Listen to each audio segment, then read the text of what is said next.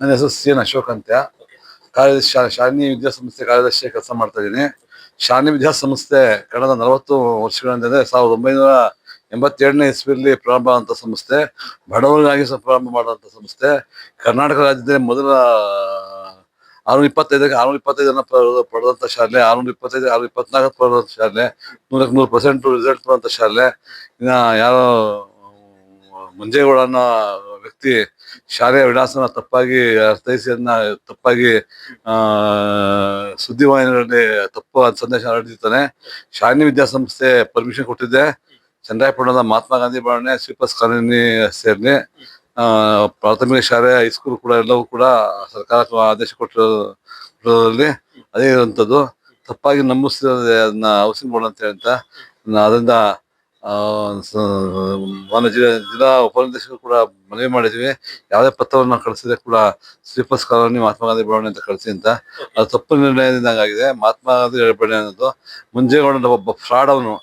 Fraud ಹಿಂಗೆ ದುಡ್ಡು ಏನೋ ಸಿಕ್ಕಿದ್ರೆ ಸಾಕು. ನಮ್ಮ ಸಂಸ್ಥೆ ಪ್ರಾರಂಭ ಆಗಿ ಎಷ್ಟು ವರ್ಷ ಆಯ್ತು? 39 ವರ್ಷ ಆಯ್ತು ಸರ್. 82ನೇ ಇಸ್ವಿ ಪ್ರಾರಂಭ ಆಯ್ತು. 39 ವರ್ಷ ಆಯ್ತು. ಚನ್ನಪಟ್ಟಣದಲ್ಲಿ ಒಳ್ಳೆ ಸಂಸ್ಥೆಗೆ ಬಡವರ ಪರವಾಗಿರುವಂತ ಸಂಸ್ಥೆ. ಇವತ್ತು 100ಕ್ಕೆ 100% ರಿಸಲ್ಟ್ ಬರ್ತಾ ಇದೆ. ಕರ್ನಾಟಕ ರಾಜ್ಯಕ್ಕೆ ಈಗ ನಿಮ್ಮ ಒಂದು ಸಂಸ್ಥೆ ಅದು ಪ್ರಾರಂಭದಲ್ಲಿ ನೀವು ಯಾವ ತರ ಅದು ಖರೀದಿ ಮಾಡಿದ್ದು ಅಥವಾ ಯಾವ ತರ ಇದು ನಾವೇ ಸ್ಥಾಪನೆ ಮಾಡಿದ್ದು ಸ್ಥಾಪನೆ ಅಲ್ಲಿ ಸಿಕ್ಕಂತ ಒಂದು ಜಾಗ ಅದೇ ಹೇಗೆ ದುಡ್ಡು ಕೊಟ್ಟು ಕೂತ್ಕೊಂಡಿರೋ ಸರ್. ದುಡ್ಡು ಕಟ್ಟಿ ದುಡ್ಡನ್ನ ಇದ್ ಮಾಡಿ ನಮ್ಮ ಜಮೀನ್ ಎಲ್ಲ ಮಾರಿ ತಗೊಂಡಿರೋಂಥ ಜಾಗ ಅದು ತಗೊಂಡಿದ್ದು ಸಮೇತ 40 ವರ್ಷಗಳ ಹಿಂದೆ. ಹೌದು, ಅಂದ್ರೆ 30 ವರ್ಷದಿಂದ ತಗೊಂಡಿದ್ದು.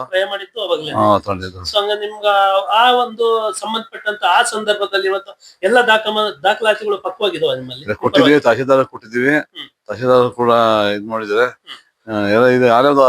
ಸರಿಯಾಗಿದೆ. ಎಲ್ಲ ಕೂಡ ಶಾಲೆ ವಿದ್ಯಾಸಂಸ್ಥೆ ಯಾವುದೇ ಒತ್ತುವರಿ ಮಾಡಿಲ್ಲ ಅಂತ ಬಂದಿದೆ.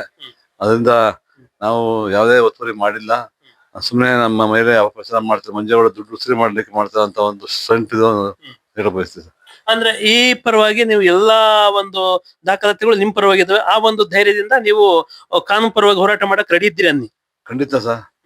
ನಾವು ಕಾನೂನು ಗೌರವ ಕೊಡ್ಬೇಕು ಕಾನೂನ್ಗೆ.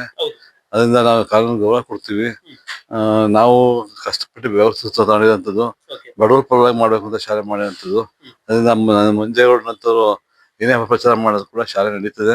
ಶಾಲೆಯನ್ನ ಬಡವರ ಪರವಾಗಿ ನಡೆಸ್ತೀವಿ ಮುಂದಿನ ಕೂಡ ಅಂತ ಹೇಳಕ್ ಬಯಸ್ತೀವಿ. ಓಕೆ, ನಿಮ್ಮ ಸಂಸ್ಥೆ ಬಡವರ ಪರ ಅಥವಾ ಜನಪರ ಅಂತಿರಲ್ಲ, ಯಾವ ಒಂದು ಕಾರ್ಯಕ್ರಮ ನೀವು ಆಯೋಜಿಸ್ಕೊಂಡಿದ್ರಿ ಸಂಸ್ಥೆ ಪರವಾಗಿ ನಿಮ್ಮ ಸಂಸ್ಥೆ ವತಿಯಿಂದ? 100% ರಿಸಲ್ಟ್ ಬರುತ್ತೆ ಅಂದ್ರೆ ಅದು ಚೆನ್ನಾಗಿ ಮಾಡ್ತದೆ ಅಂತ ಅರ್ಥ. ನಮ್ಮ ವರ್ಷದ ಫೀಸ್ 10,000 ರೂಪಾಯಿ ಇರುತ್ತೆ. ಆ ಫೀಸಲ್ಲಿ ಇವತ್ತು ಮಕ್ಕಳಿಗೆ ಸಾಂಸ್ಕೃತಿಕವಾಗಿ, ಸಾಹಿತ್ಯಿಕವಾಗಿ, ಕ್ರೀಡೆ ಇರ್ಬೋದು, ಎಲ್ಲದನ್ನು ಕೂಡ ಎಲ್ಲೇ ಹೋದ್ರು ಕೂಡ ಮೊದಲ ಸ್ಥಾನವನ್ನ ಶಾಲೆ ವಿದ್ಯಾಸಂಸ್ಥೆ